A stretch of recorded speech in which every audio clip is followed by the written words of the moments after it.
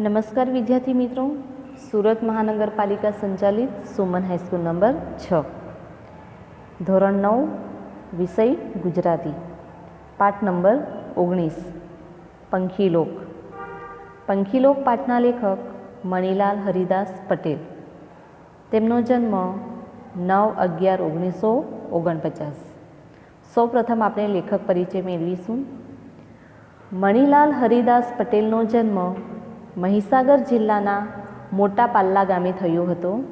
લુણાવાડા પાસેનું ગોલ્લાના પાલ્લા તેમનું વતન છે. સરદાર પટેલ યુનિવર્સિટીમાં ગુજરાતી વિભાગના વડા તરીકે નિવૃત્ત થયા છે. પદ્મા વિનાના દેશમાં, સાતમી ઋતુ, ડુંગર કોરી ઘર કર્યા અને વિચ્છેદ તેમના કવિતા સંગ્રહો છે. રાતવાસો, હેલી, બાપાનો છેલ્લો કાગળ તેમના વાર્તા સંગ્રહો છે. લલિતા, અંધારું, તરસઘર અને કિલ્લો, અંજળ તેમની નવલકથાઓ છે. વૃક્ષાલોક, માટીવટો, કોઈ સાદ પાડે છે, ભૂંસાતા ગ્રામચિત્રો, મલકની માયા, તોરણમાળ વગેરે તેમના નિબંધ સંગ્રહો છે. તરસી માટી તેમની આત્મકથા છે. ધૂળમાં ઉડતો મેવાડ તેમની પ્રવાસ કથા છે. તો વિદ્યાર્થી મિત્રો, પંખીલોક પાઠના લેખક છે મણિલાલ હરિદાસ પટેલ અને તેમનો જન્મ મહીસાગર જિલ્લાના મોટા પાલ્લા ગામે થયો હતો. અને પંખીલોક પાઠનો સાહિત્ય પ્રકાર છે લલિત નિબંધ. અને આ લલિત નિબંધ લેખકના ભૂંસાતા ગ્રામ ચિત્રો નિબંધ સંગ્રહમાંથી લેવામાં આવેલો છે. આ તો થઈ લેખક પરિચયની વાત. હવે આપણે આ પાઠની અંદર લેખક શું કહેવા માગે છે તેનો ટૂંકમાં પરિચય મેળવીશું. મિત્રો, પૃથ્વી પર ભાગ્યે જ એવી કોઈ જગ્યા હશે જ્યાં પક્ષીઓની વસ્તી જોવા ન મળે. એટલે જ તો માનવ જીવન સાથે પક્ષીઓનો ઘનિષ્ઠ સંબંધ રહેલો છે. પરોઢમાં એટલે કે સવારમાં ઉઠે ત્યારથી તે રાત્રે સૂઈ જાય ત્યાં સુધી મનુષ્યને પહેલાંના સમયમાં પક્ષીઓનો સહવાસ રહેતો હતો. આપણો દેશ ગામડામાં વસેલો અને ખેતી પ્રધાન દેશ હોવાથી મનુષ્ય જીવન પક્ષીઓ સાથે જોડાયેલું જ હતું. તમને જો ખબર હોય તો પહેલાં જમાનામાં લોકો પાસે ઘડિયાળો ન હતી. ત્યારે સવારે મરઘો બોલે એટલે લોકોને સવાર પડી ગઈ તેની ખબર પડતી. એટલે કે મનુષ્યને ઉઠાડવાનું કામ પણ પક્ષીઓ જ કરતા. સાપ કે અન્ય ઝેરી જનાવર આવી જાય તો પક્ષીઓ ખૂબ શોરબકોર કરે. એટલે કે આપણને ઝેરી જનાવરથી ચેતવવાનું કામ પણ પક્ષીઓ જ કરે. તે ઉપરાંત પહેલાંના જમાનામાં સમાચારની લેવડ દેવડ કરવાનું કામ પણ પક્ષીઓ કરતા.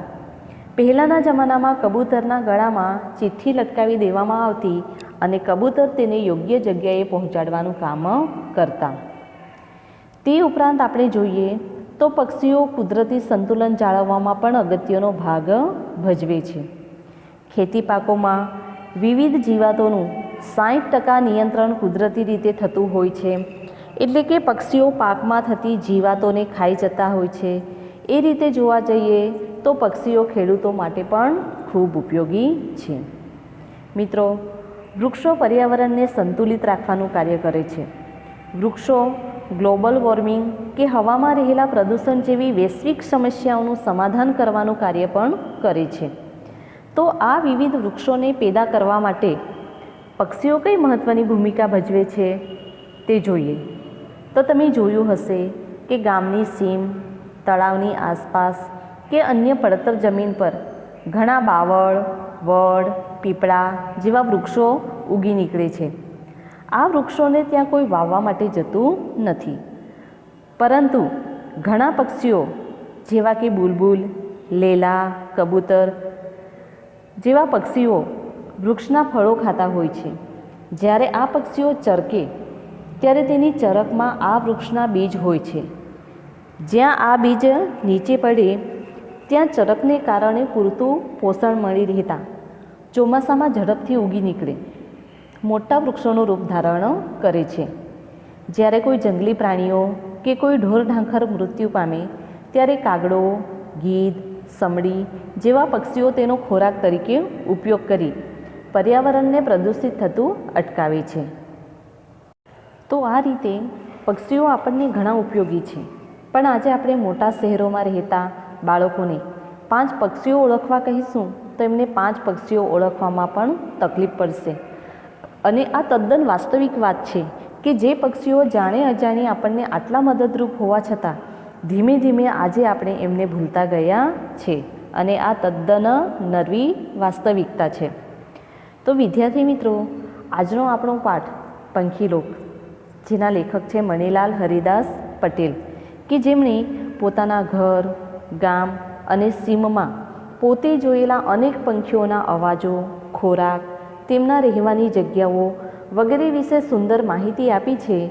તે સાથે સાથે તેમણે આજે આધુનિક વિકાસના કારણે પક્ષીઓના રહેઠાણો ઉપર કેવી માઠી અસર થઈ છે, તેમજ માણસે પક્ષીઓના રહેઠાણો ઉપર કેવી માણસે વિકાસના નામે ઊભી કરેલ જીવન પદ્ધતિને કારણે પંખીલોકનું અસ્તિત્વ ધીમે ધીમે નામશેષ થઈ રહ્યું છે, તેની વાત પણ કરી છે. તો ચાલો વિદ્યાર્થી મિત્રો, આપણે પાઠની શરૂઆત કરીએ. છે પંખીઓ હજી ગામ છોડીને, સીમ ખેતરો છોડીને ગયા નથી. જો કે એમના આશ્રયસ્થાનો ઓછા થઈ જવાથી એમના ટોળા નાના થયા છે ને ઉડાઉડ કે અવરજવર પાંખી પડી છે. તો અહીં લેખક કહે છે કે પંખીઓ એટલે કે પક્ષીઓ હજી પણ આપણું ગામ, સીમ કે ખેતર છોડીને ગયા નથી. હા, પણ એમના જે આશ્રયસ્થાનો એટલે કે એમની રહેવાની જગ્યા ઓછી થઈ જવાના કારણે એમના ટોળા એટલે કે એમનું સમૂહ, જૂથ નાના થઈ ગયા છે. આપણે બધા જાણીએ છીએ કે વૃક્ષ એ પક્ષીઓનું આશ્રયસ્થાન છે. મોટાભાગના પક્ષીઓ પોતાનો માળો ઝાડ ઉપર બનાવે છે.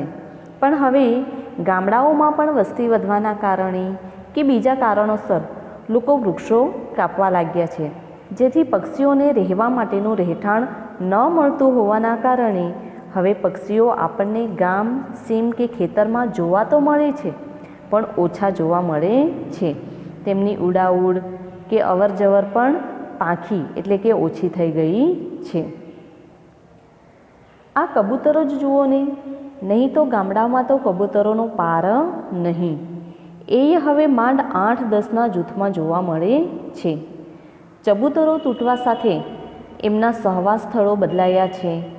પહેલાં દેશી નળિયાવાળા 2 પડાળિયા મોટા ઘર હવે ક્યાં રહ્યા છે? શિયાળામાં આ ઘર પડાળીની વચલા મોભારે કબૂતરોના જૂથ મીઠો તડકો માણતા રસાણે ચઢેલા દેખાતા. એમના એ સહચાર સાંજ સવારોમાં તોફાન મસ્તીવાળા રહેતા હતા. ઘરના કરામાં અને એના પડાળ ભીતોના વચગાળામાં રહેતા કબૂતરો હવે જૂના ઘર તૂટતા બેઘર બન્યા છે. જાણે ધાબાવાળા પાકા મકાનોમાં જાણે કબૂતરોને બેસવાની સગવડ નથી, ત્યાં વસવાની તો વાત જ ક્યાં. તો અહીં લેખક જે છે એ લેખક કહે છે કે આ કબૂતરોને જ જોઈ લો. પહેલાં ગામડાઓમાં કબૂતરો પાર વિનાના એટલે ઘણા બધા ટોળામાં જોવા મળતા. હવે પણ કબૂતરો જોવા મળે છે, પણ એટલા બધા ટોળામાં જોવા મળતા નથી. માંડ આપણને 8-10 કબૂતરોનું ટોળું જોવા મળે. અહીં કબૂતરોની સંખ્યા ઓછી થવા પાછળનું કારણ આપતા લેખક કહે છે કે પહેલાં ગામડામાં ચબૂતરા રહેતા.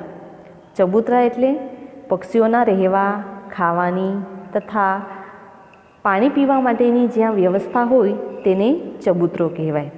તો કે પહેલા જમાનામાં ગામડાઓમાં ગામની વચ્ચોવચ્ચ ચબૂતરો બનાવવામાં આવતો, જ્યાં પક્ષીઓ સાથે સહવાસ એટલે કે સાથે મળીને રહેતા. પણ હવે ગામડાઓમાં પણ ચબૂતરા જોવા મળતા નથી. તેથી પક્ષીઓના રહેવાના સ્થળો પણ બદલાયા છે. બીજું કે પહેલાં ગામડામાં દેશી નળિયાવાળા તથા છાપરાવાળા ઘર રહેતા, જેથી પક્ષીઓ સહેલાઈથી ત્યાં માળો બાંધી શકતા. હવે નવા મકાનો ધાબાવાળા એટલે કે છતવાળા થઈ જવાથી પક્ષીઓ ત્યાં બેસી પણ શકતા નથી, તો માળો બાંધવાની તો વાત જ ક્યાં આવે. અને એથી જ લેખક અહીં આપણને કહે છે કે જૂના ઘર તૂટતા કબૂતરો જાણે કે બેઘર, બેઘર એટલે કે ઘર વગરના બન્યા છે.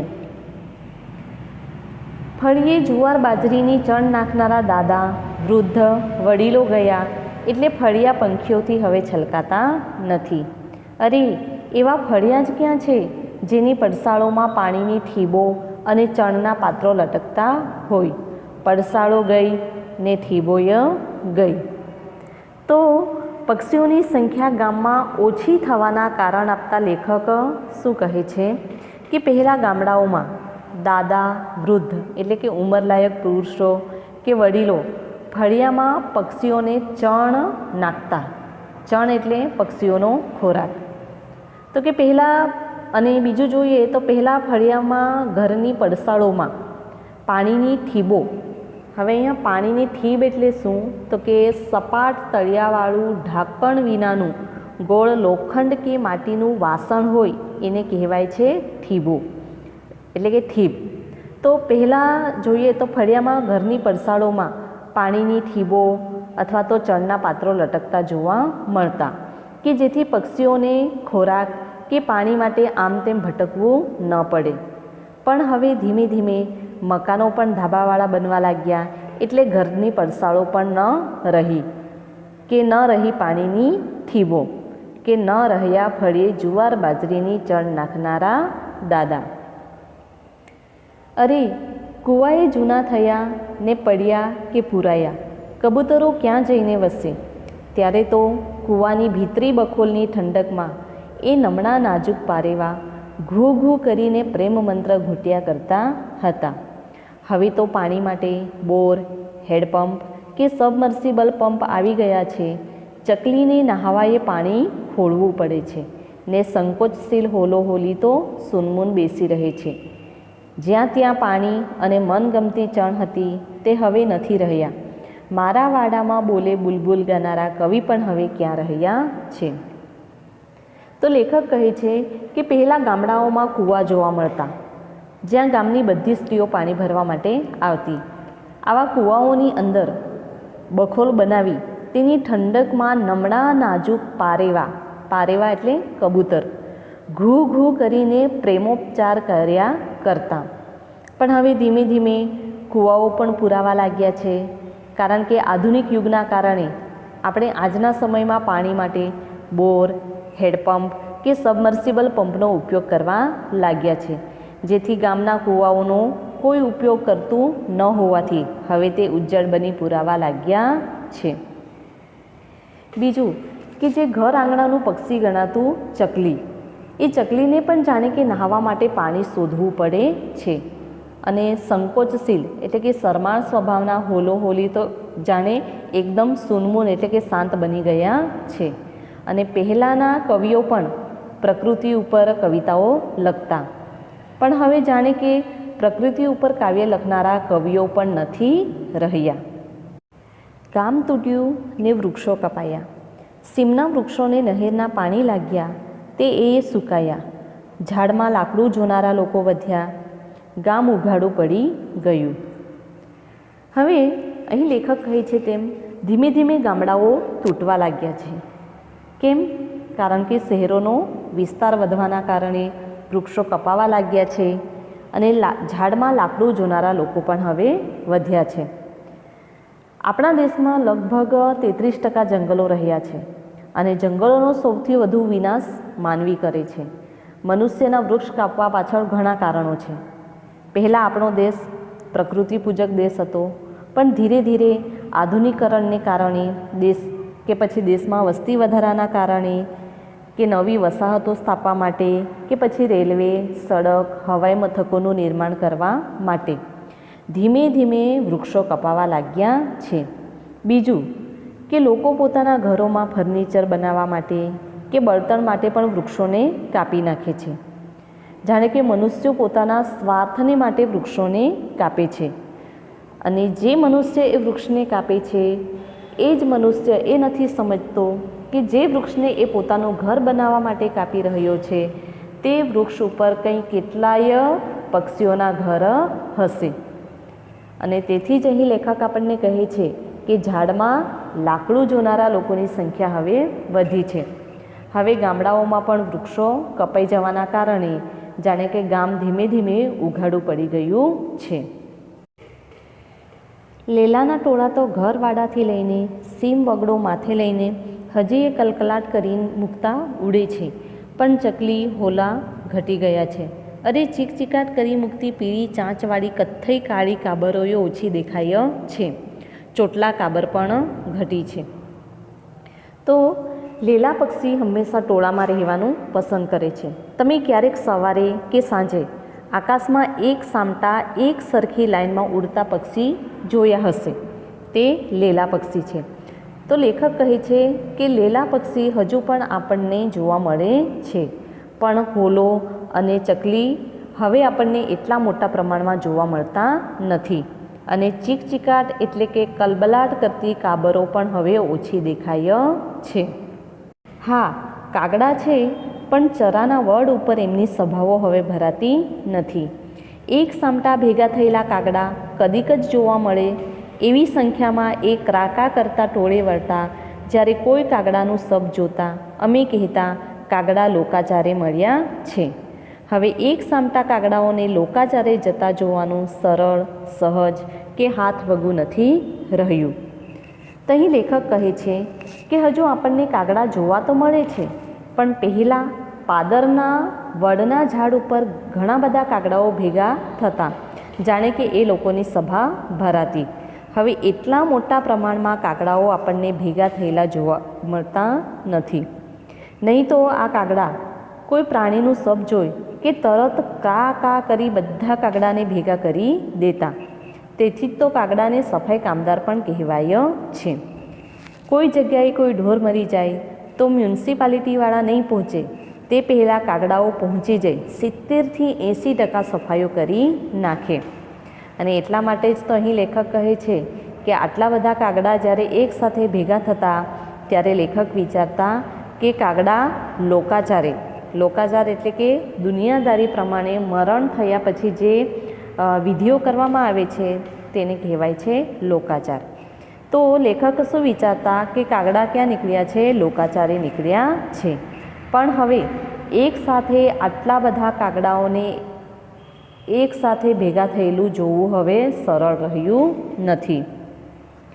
ફળિયાની કોર ઉપર ઊભેલી બકમ લીમડી ઉપર સાંજે ચકલીઓ ચીંચીના કોહરામ સાથે ભેગી થતી. નદી કાંઠાના ખેતરોમાં ફરીને સુડાઓ પાદરની લીમડે મુકામ કરતા. મહાદેવ પાસેની આંબલી ઉપર કાબરો રાત ગાળવા મળતી, જાણે પંખીઓએ ઝાડવા વહેંચી લીધા હતા. એ વૃક્ષો કપાઈ જતા પક્ષીઓ નોંધારા થઈને ઉડી ગયા છે. તો અહીં લેખક કહે છે કે ફળિયાની કોર એટલે કે કિનારા ઉપર જે બકમ લીમડીનું ઝાડ હતું તેના ઉપર ચકલી, ગામના પાદરે લીમડાનું ઝાડ હતું ત્યાં સુડા એટલે પોપટ, તેમજ મહાદેવના મંદિર પાસે જે આંબલીનું ઝાડ હતું ત્યાં કાબરો રાત ગાળવા માટે આવતી હતી. જાણે કે બધા પક્ષીઓએ પોતપોતાના ઝાડવા વહેંચી લીધા હતા. પણ હવે જોઈએ તો ધીમે ધીમે વૃક્ષો કપાવા લાગ્યા છે. તેથી પક્ષીઓ પણ નોંધારા એટલે કે આધાર વિનાના થઈ ગયા છે. ગામ પંખીઓના કલરવોથી સ્વાભાવિક લાગતું હતું. હવે વધુ સમય સૂનમૂન લાગે છે. સીમમાંથી સાંજે વાડાની કણજીઓ ઉપર ઉડી આવતા ને રાત ગાળતા મોર હવે ક્યાં જતા હશે? કણજીઓ તો લાકડા થઈ ગઈ છે. ગામ ટહુકાઓ વિના પણ મજામાં રહેતું હશે, કેમ કરીને રામ જાણે. તો આપણે જોયું તે પ્રમાણે કે વિવિધ પક્ષીઓએ પોતે અલગ અલગ ઝાડોને જાણે કે વહેંચી લીધા હતા. પણ હવે ધીમે ધીમે વૃક્ષો કપાવા લાગ્યા છે. તેથી પક્ષીઓ પણ નોંધારા થઈને ઉડી ગયા છે. અને એટલા જ માટે તો લેખક કહે છે કે પહેલાં તો ગામડાઓમાં જેવી સવાર થાય કે પક્ષીઓના સુંદર અવાજ સાંભળવા મળતા, પણ હવે વૃક્ષો કપાઈ જવાથી પક્ષીઓ ગામડામાં એટલા જોવા મળતા નથી. તેથી હવે ગામડાઓ પણ પક્ષીઓ વિના સાવ સૂનમૂન એટલે કે શાંત બની ગયા છે. તો અહીં લેખક ગામડું સાવ સૂનમૂન બની ગયું છે એવું કેમ કહે છે? તો કે આપણે જોયું તે પ્રમાણે સવારે પક્ષીઓને ચણ નાખનારા વૃદ્ધો જતા રહ્યા, પડસાળોમાં ચણના પાત્રો લટકતા બંધ થઈ ગયા, ઠીબમાં કોઈ પાણી ભરનાર ન રહ્યું, વૃક્ષો કપાઈ ગયા, પક્ષીઓ જતા પક્ષીઓનો કલબલાટ જતો રહ્યો, વૃક્ષોમાં લાકડું જોનારા લોકો વધી પડ્યા, ગામ ઉઘાડું પડી ગયું. તેથી હવે આપણને ગામ કેવું લાગે છે? સૂનમૂન લાગે છે.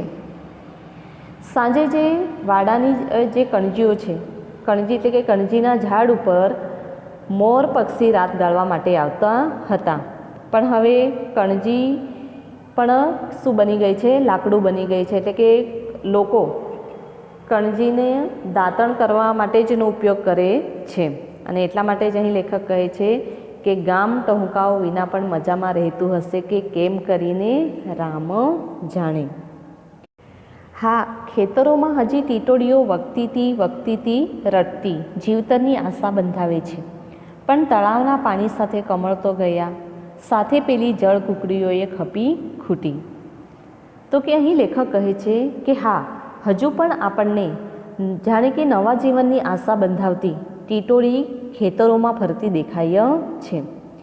મિત્રો, ટીટોડી પક્ષી વિશે તમે જાણતા હશો, જ્યારે પણ ચોમાસાની શરૂઆત થવાની હોય તે સમયે પેપરોમાં ટીટોડીના ઈંડાઓના ફોટા આવે છે. ટીટોડીના ઈંડા જોઈને વરસાદની આગાહી કરવામાં આવે છે.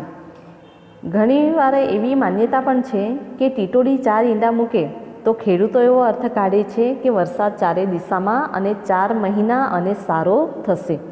જ્યારે 3 ઈંડા મૂકે તો કોઈ એક દિશામાં વરસાદ પડશે નહીં એવી આગાહી કરે છે. બીજું, ટીટોડી જેટલી ઊંચી જગ્યાએ ઈંડા મૂકશે તેટલો વરસાદ સારો આવશે એવું પણ ખેડૂતો માને છે. એટલે કે આ તો એક માન્યતાની વાત છે. અને એટલા માટે જ લેખક કહે છે કે હજુ પણ આપણને ટીટોડી ખેતરોમાં ફરતી જોવા મળે છે. પણ પહેલાં ગામડાઓમાં તળાવો હતા, ત્યારે તળાવના પાણીમાં જળ કુકડી આપણને તરતી જોવા મળતી. પણ હવે ગામડાઓમાં તળાવો જ નથી રહ્યા તો પછી જળ કુકડી તો ક્યાંથી જોવા મળે? ઘર પાસેની ટેકરીઓના તેતર છેક વાડા સુધી આવી જતા ને જરાક અવાજ થતાં ફરૂક કરતાં ઉડીને અમને છડાવી દેતા. બંદૂકમાં તુવરના દાણા ભરીને બાપુ તેતરનો શિકાર કરતા, એમ દાદા વાતો કરતા. હવે તો છેક ખેતરોમાં જાઉં છું ને ટેકરીઓ પાસેના વાડ પાન ફંફોસું છું ત્યારે ભાળવા મળે છે 1-2 ગભરું તેતરો.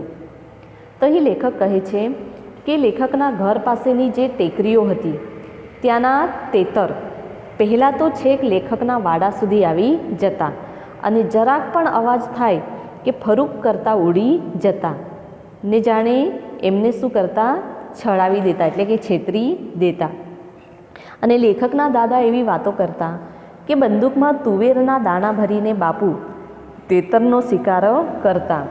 પણ હવે લેખક કહે છે કે ખેતરમાં છેક દૂર સુધી જઈને વાડના પાંદડા ખોળે ત્યારે માંડ 1-2 ગભરું એટલે કે બીકણ તેતર જોવા મળે છે. લેખક અહીં તેતરને ગભરું એટલે કે બીકણ કેમ કહે છે? કારણ કે તેતરનો શિકાર થતો હોવાથી તે હંમેશા મનુષ્યથી ડરતું રહે છે. ત્યારે તો સવારે સીમની વાટે લોટો ઢોળવા નીકળતા અને વનલાવરીના અવાજો મનને ભરી દેતા.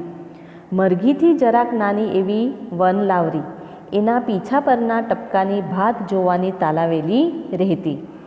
વનલાવરી નવી પેઢીને તો કાગળમાં ચિત્ર દોરીને બતાવવી પડશે એમ લાગે છે. અહીં લેખક કહે છે કે સવારે સીમને વાટે એટલે રસ્તે લોટો ઢોળવા. હવે લોટો ઢોળવું એટલે શું? તો કે ટોયલેટ જવું. પહેલાંના જમાનામાં ગામડાઓમાં સંડાસ બાથરૂમની વ્યવસ્થા ન હતી ત્યારે લોકો ગામની સીમમાં ટોયલેટ કરવા માટે જતા. એટલા માટે અહીં લેખક કહે છે કે સીમના વાટે લોટો ઢોળવા એટલે કે ટોયલેટ જતા ત્યારે આ વનલાવરીના અવાજો મનને પ્રફુલ્લિત કરી દેતા. મરઘીથી કદમાં જરાક નાની એવી વનલાવરી એના પીછા પરના ટપકાને કારણે ખૂબ જ સુંદર લાગે છે. પણ હવે ધીમે ધીમે વનલાવરી જોવા મળતી જ નથી. લેખક તો ત્યાં સુધી કહે છે કે કદાચ આવનારી પેઢીને વન લાવરી કાગળના ચિત્રમાં દોરીને બતાવવું પડશે એવું લાગે છે. અરે, એકબીજા વિના ઝૂરી ઝૂરીને મરી જતા હંમેશા યુગલમાં જ રહેતા સારસ હવે વિરલ થતા જાય છે. ત્યારે તો અમારા ખેતરોમાં અમે કામ કરતા હોઈએ અને થોડેક દૂર આ સારસ બેલડીઓ ચરતી હોય, ગમ્મત કરતી હોય. કેટલા યુગલો હતા, ઉડે કે આકાશ ભરાઈ જતું. એમની લાંબી ડોક આગળ અને એવા જ પાછળ ખેંચાતા લાંબા પગ, બે મોટી પાંખો અમને તો એ ઉડતા વિમાનો લાગતા. એમના મધુર રણકદાર અવાજો તો રાત્રિના પ્રહરે પ્રહરે મહીસાગરના કાંઠાથી સંભળાયા કરતા. હવે તો ચારે દિશાની સીમ ફરતાએ એકાદ બે સારસ બેલડી માંડ જોવા મળે છે. ક્યાં ગયા એ મહાકાવ્ય યુગના ઋષિમુનિઓને પણ પ્રિય એવા નિર્દોષ પ્રેમાળ પંખીઓ? તો મિત્રો, સારસ પક્ષી માટે એવું કહેવાય છે કે તે હંમેશા જોડમાં રહેવાનું પસંદ કરે છે, એટલે કે જોડીમાં રહેવાનું પસંદ કરે છે. અને જોડીમાંનું એક સારસ મરી જાય તો બીજું તેની યાદમાં ઝૂરી ઝૂરીને, એટલે કે તડપી તડપીને મરી જાય છે. અને એટલા માટે જ તો સારસને પ્રેમનું પ્રતીક પણ કહેવામાં આવે છે.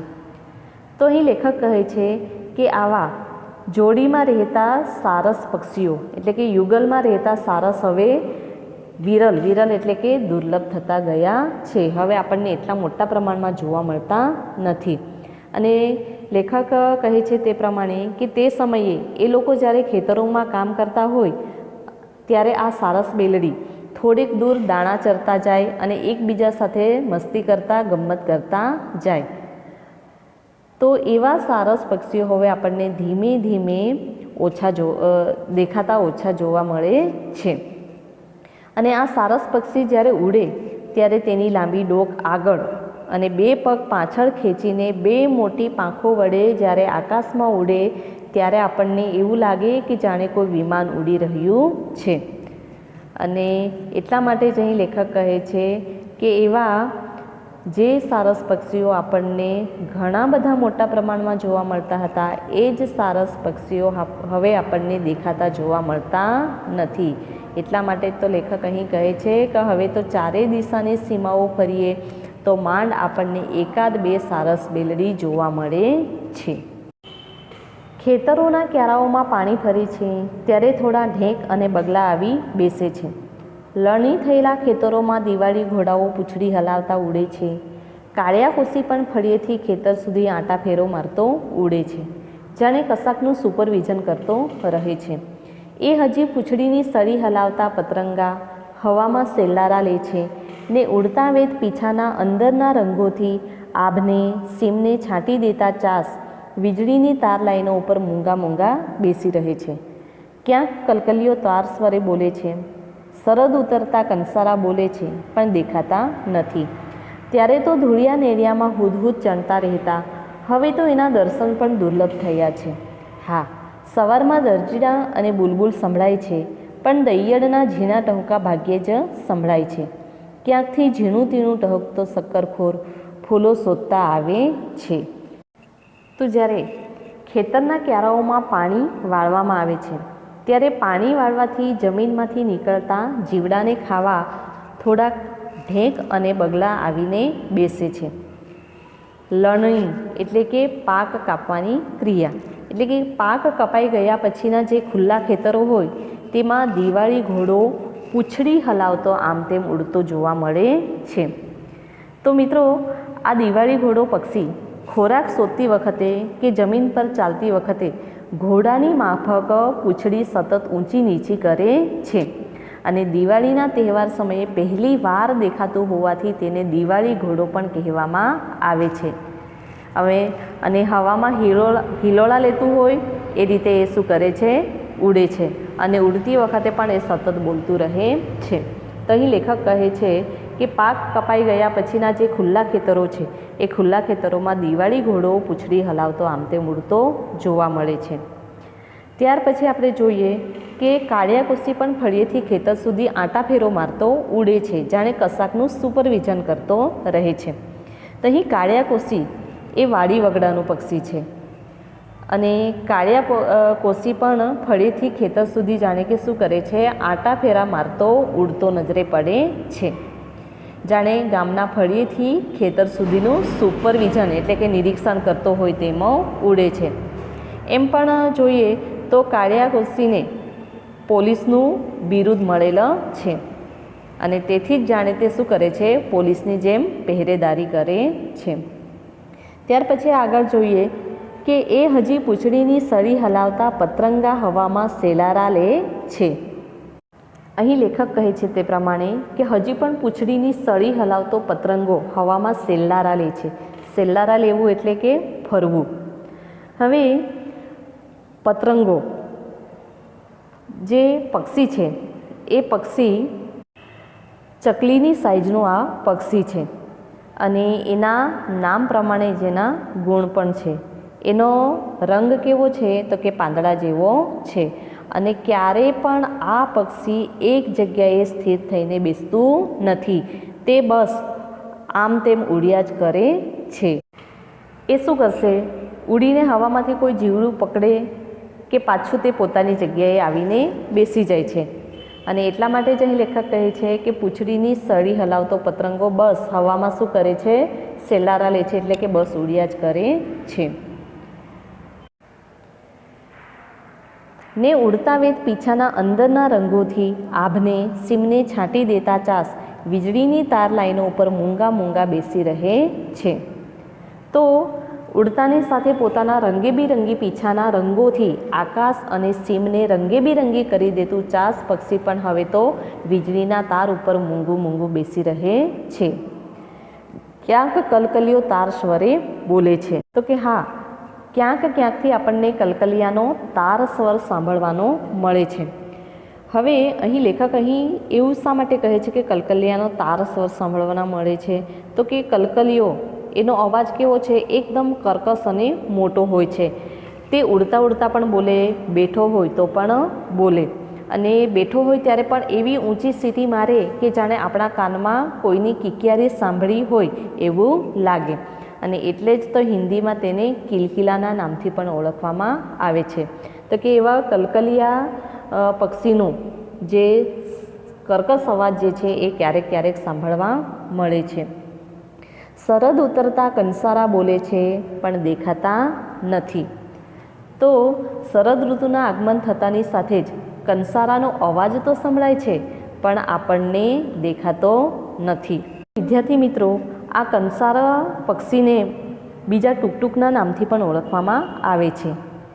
નાના કદનું પક્ષી છે જે તેના માથા પર શોભતા ચળકતા રંગને કારણે ખૂબ જ પ્રખ્યાત છે.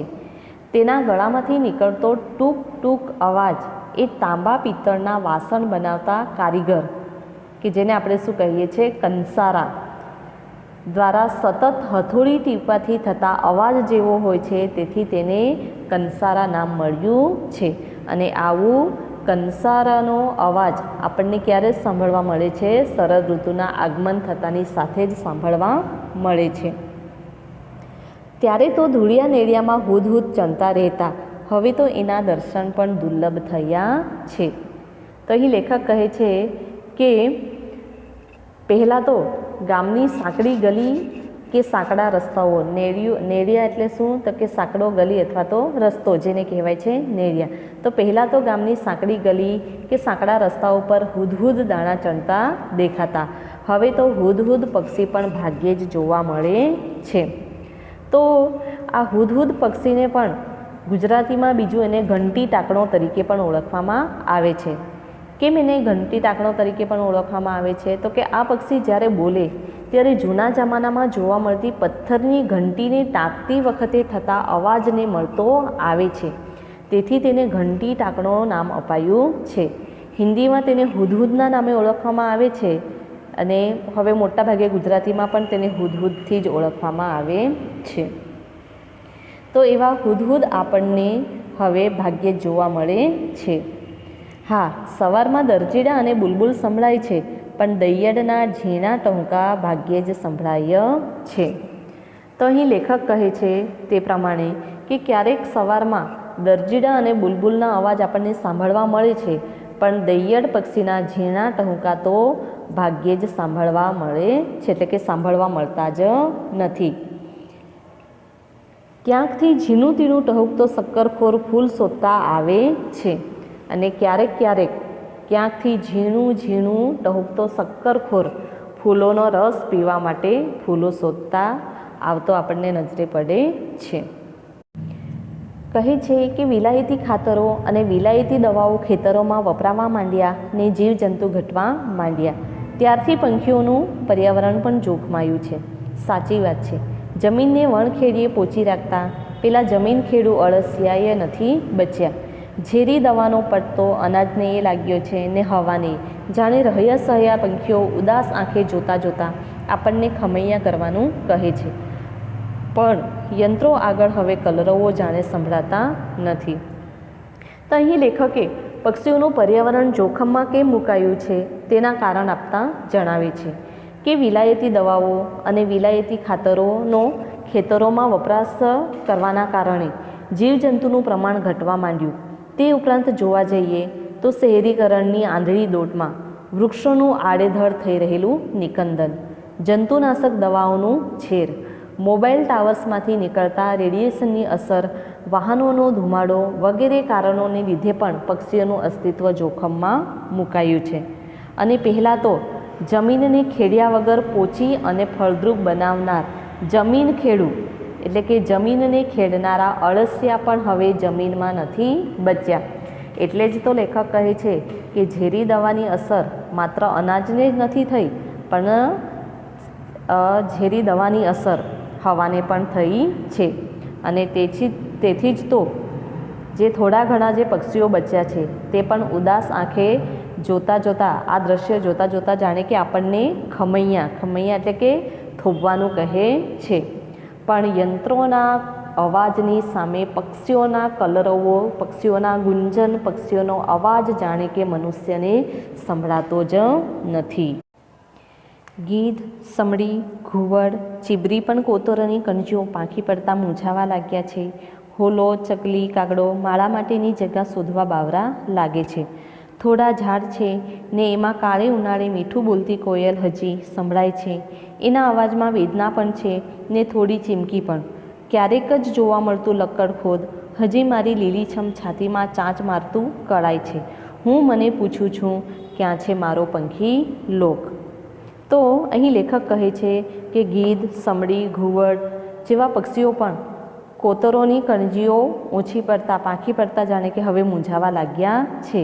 અને હોલો, ચકલી, કાગડો જેવા પક્ષીઓને માળા માટેની જગ્યા જાણે કે મળતી, માળો બાંધવા માટેની જગ્યા જાણે કે મળતી નથી. અને હવે થોડા ઘણા ઝાડ રહ્યા છે અને એમાં કાળે ઉનાળે મીઠું મીઠું બોલતી કોયલ હજી પણ આપણને સાંભળવા મળે છે. પણ એના અવાજમાં આપણને થોડીક વેદના એટલે કે પીડા પણ જોવા મળે છે. અને થોડીક ચીમકી એટલે કે ચેતવણી પણ જાણે કે આપે છે. કે શું ચેતવણી આપે છે? કે જાણે કહે છે કે તમે હજુ યાંત્રિક યુગમાં જીવશો તો અમારો સથવારો ગુમાવશો. અને ક્યારેક જ જોવા મળતું લક્કડખોદ હજી જાણે કે લેખકની લીલીછમ છાતીમાં ચાંચ મારતું અનુભવાય છે. અને એટલા માટે જ અહીં લેખક છેવટે પોતાની જાતને પ્રશ્ન પૂછે છે કે ક્યાં છે મારો પંખી લોક? તો આ રીતે અહીં આપણો પાઠ પૂર્ણ થાય છે. તો આ પાઠમાં આપણે શું શીખ્યા? કે આધુનિક યંત્રયુગે સમગ્ર પ્રકૃતિને બદલી નાખી છે. અને આ બદલાયેલા જીવનમાં પ્રકૃતિના અભિન્ન અંગ એવા પંખીઓની અવદશાનો ચિતાર આપણે આ નિબંધમાં જોયો. આજે આપણે જોઈએ તો પક્ષીઓની સંખ્યા ઘણી ઘટી ગઈ છે. લેખકને પોતાના ઘર, સીમ અને ગામમાં પોતે જોયેલા અનેક પક્ષીઓના અવાજો, ખોરાક, વસવાટની જગ્યાઓનો ગાઢ પરિચય છે. એ આ નિબંધમાંથી આપણને જાણવા મળ્યું. માણસે વિકાસના નામે ઊભી કરેલ જીવન પદ્ધતિએ પંખી લોકનું અસ્તિત્વ જોખમમાં મૂક્યું છે. એથી લેખક દુઃખી છે અને માટે જ એ છેલ્લે પોતાની જાતને પૂછે છે કે ક્યાં છે મારો પંખી લોક? તો આ જ રીતે પૃથ્વી ઉપરના જીવનચક્રમાં પંખીઓનો ફાળો કેટલો મોટો છે? તો એવા પક્ષીઓનું અસ્તિત્વ ટકાવવું જરૂરી છે તે આ લલિત નિબંધમાં આપણને જણાવવામાં આવ્યું છે. આપણી જીવનશૈલી ભલે બદલાય તો પણ આપણે પક્ષીઓ, પશુઓ છે, પ્રાણીઓ છે વગેરે વિશે વિચારવું જોઈએ. તો તમને ઘણીવાર પરીક્ષામાં પણ સવાલ પૂછાય કે પક્ષીઓની સંભાળ તમે કઈ રીતે લેશો? તો તેના માટે તમે જવાબ આપી શકો કે આપણે લોકોને સમજાવી શકીએ કે પક્ષીઓના રહેઠાણ જેવા વૃક્ષોને આપણે કાપવું જોઈએ નહીં, વધુ સંખ્યામાં આપણે વૃક્ષો વાવવો જોઈએ, લાકડાનો ઉપયોગ બંધ કરવો જોઈએ, કાગળનો વપરાશ આપણે ઘટાડવો જોઈએ, કારણ કે લાકડાના ફર્નિચર માટે વૃક્ષોને કાપવામાં આવે છે, કાગળ બનાવવામાં પણ વૃક્ષોનો નાશ કરવામાં આવે છે. આપણે આપણા ઘર આંગણામાં ચણ નાખવું જોઈએ, માટીના કુંડામાં તાજું પાણી ભરીને રાખવું જોઈએ, પક્ષીઓને રહેવા માટે માળા બાંધવા માટે પૂંઠાના ઘર બનાવી આપવો જોઈએ કે જેમાં પક્ષીઓ રહી શકે. અને સૌથી અગત્યની વાત કે ઉત્તરાયણના દિવસે પતંગ ચગાવવાનું બંધ કરવું જોઈએ. અને ઉત્તરાયણના દિવસે જો કોઈ પણ પક્ષી તમને ઘાયલ અવસ્થામાં દેખાય તો તેને તાત્કાલિક સારવાર માટે લઈ જવું જોઈએ. તો કે આ રીતે આપણે થોડા ઘણા આવા ઉપાયો કરીને આપણે પક્ષીઓની સંભાળ રાખી શકીશું.